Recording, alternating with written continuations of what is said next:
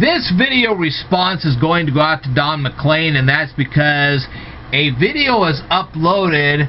Obviously, when Don Mclean did this song years ago, music videos weren't even a thing, okay? But his song, American Pie, has been uploaded. He is still around, believe it or not. That's kind of cool. And I've listened to his song for many, many years. American Pie is a very famous song. I've heard it many, many a times. And I know he's been asked lots of questions about this particular song, but I'm going to try in this particular video to ask him questions that nobody has ever asked him before. It's a little challenging. We're going to see if I can pull it off. Alright, so I have listened to his song, and now I'm going to ask him some questions about his song.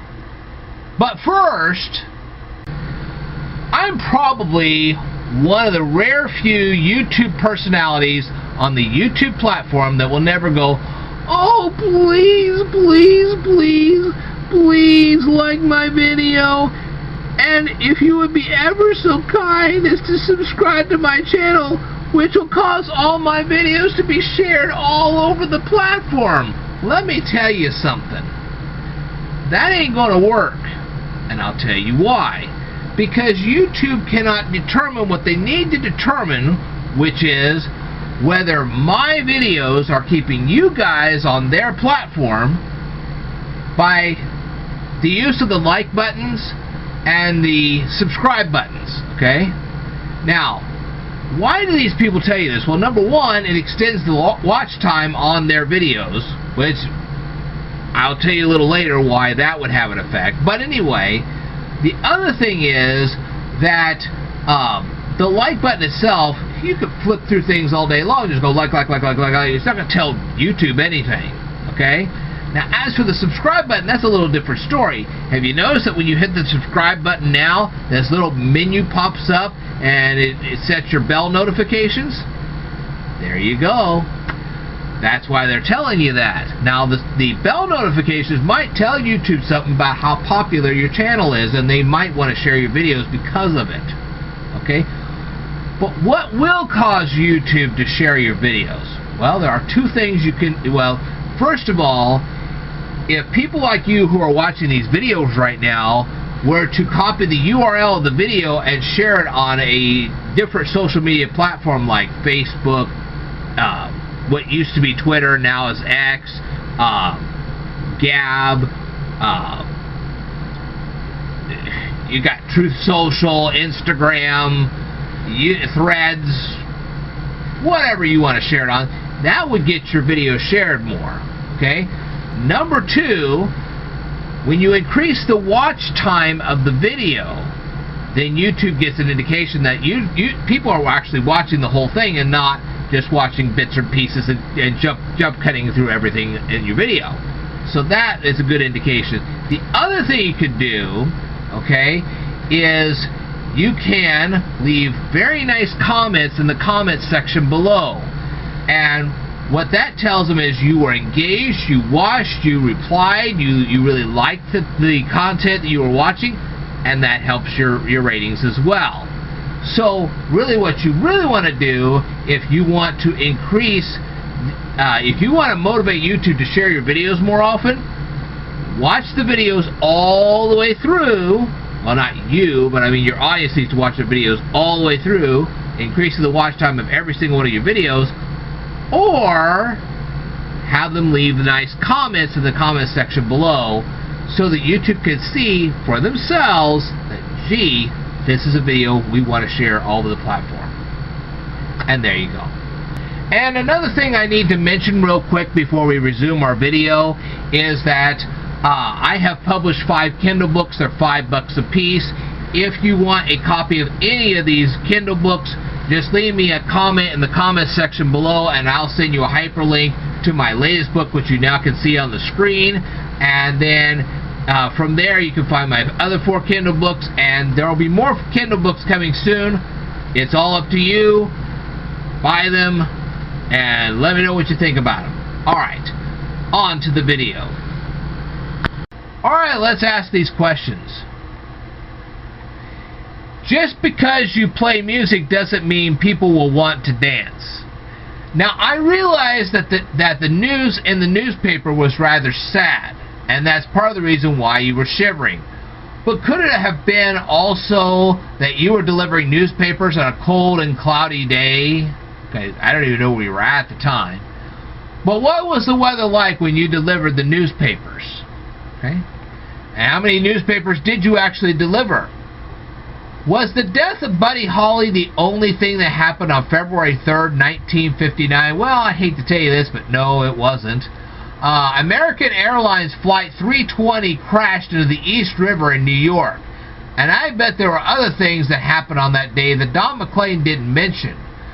I want anybody who's watching this video right now, and I don't care if you're a friend of Don Mclean, I don't care if you're Don Mclean yourself or anybody else, I want you to leave comments in the comment section below telling me about historical events that you found that actually happened on February 3rd, 1959. I'd love to hear about it. Okay. At that time, many people had radios in their houses. I wonder how many of them actually heard about the tragedy on their radios before they ever read the newspaper. Okay? And I wonder if this Don Mclean, when he delivered all those newspapers, actually heard about the tragedy from a transistor radio before he delivered the newspapers. Now you have to keep in mind that Don Mclean was only 13 years old at the time. So how could he have ever driven any kind of an automobile to a levee? I guess he could have ridden his bike to a levee. And why was the levee dry?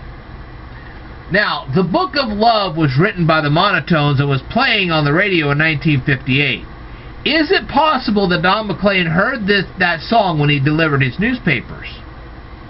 Hence the inspiration. Did Don Mclean attend church?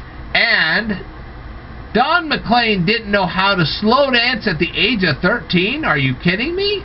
Most kids at that time did know how to do that. So it's really surprising me that he did not know how to slow dance. Who did Don Mclean see dancing in the gym?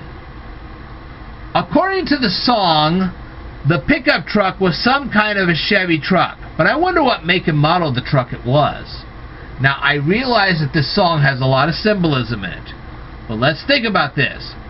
How does moss grow fat? And on which side of the stone did the moss grow? And where was the stone? He never tells us. Why would James Dean lend a coat to a jester? When Don Mclean mentions a thorny crown, I begin to think about Jesus of Nazareth. But if that's the reference, then Jesus wasn't really looking down. He was being crucified, okay? And his head was bowed because of it, okay? So, I don't think he really stole his thorny crown. And again, if this was a reference to Jesus, then the God of Israel returned a verdict. I can tell you that. And if you want to know what the verdict was, feel free to ask me in the comments section down here below. I bet the quartet, Don Mclean mentioned a quartet, and I bet it was a reference to the Beatles band. But what park were they practicing in? What dirges were Don Mclean and his friends singing? And where were they singing the dirges? How hot was that summer? How could birds lift a fallout shelter? Was the birds actually airplanes? You know, I know there was a lot of symbolism, so maybe he was saying birds and really meant airplanes. Who knows? And how many birds would be needed to do such a task? Or in this case, how many airplanes would it take? What football teams were playing? Which Beatles song was being played in the halftime show? How could a marching band stop a team full of football players? Why was there no time to start again? Who was the gal that was singing the blues, and what was she singing? Who broke the church bells? Why did the three men catch a train for the coast? Alright. Now, first of all, Don Mclean is a very talented singer, and this song was very well written, and it was very well performed on the instruments that were included on the song. But there are still questions left unanswered with this song. All the musical instruments were well blended in the song, just like I said. And if he wanted to keep the answers to these questions raised in the song for a little while, and he didn't want to answer them right off the bat, that's fine. I know Carly Simon is doing the same thing with the song You're So Vain, but I think at this point it's about time he finally reveals all the answers. One day it'll be actually too late, and we, your audience, would really like the answers before you catch the train for the coast. I'm going to give this song a B+, only because he has not answered all these questions. Alright. If you're Don Mclean or a friend of Don Mclean and you want to leave the answers to these questions down here in the comment section below, I encourage you to do that. And if you are not Don Mclean or a friend of Don Mclean and you want to well, let's just say feel free to go over to Don Mclean's YouTube channel, watch his videos, rate his videos, comment on his videos, subscribe to his channel if you'd like, and more importantly, tell him that the Speed Learner sent you. Alright, I will tell you more in a future video, so I'd like for you to stay tuned.